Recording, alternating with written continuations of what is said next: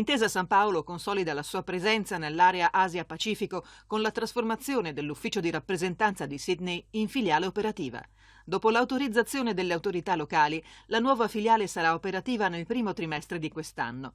La divisione IMI Corporate Investment Banking rafforza così la sua rete internazionale che si articola su 4 filiali hub, 11 filiali operative, 9 uffici di rappresentanza e 4 banche corporate e copre 25 paesi nel mondo. La filiale di Sydney andrà ad affiancarsi a quelle di Shanghai, Singapore e Tokyo.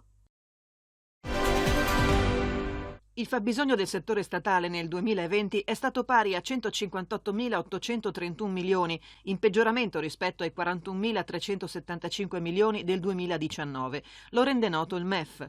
A pesare, spiega il Ministero dell'Economia, sono stati minori incassi fiscali e contributivi e minori accrediti da parte dell'Unione Europea ai fondi di rotazione, ma anche l'incremento della spesa delle amministrazioni centrali e territoriali e per l'INPS legati alla pandemia.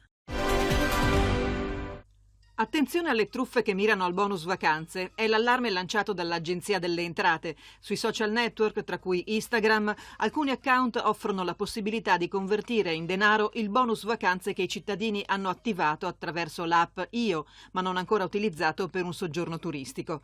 Segnalati inoltre account o banner che pubblicizzano offerte turistiche particolarmente convenienti e che, una volta ottenuti il codice fiscale del cittadino e il codice univoco del bonus vacanze, vengono chiusi e scompaiono dal web.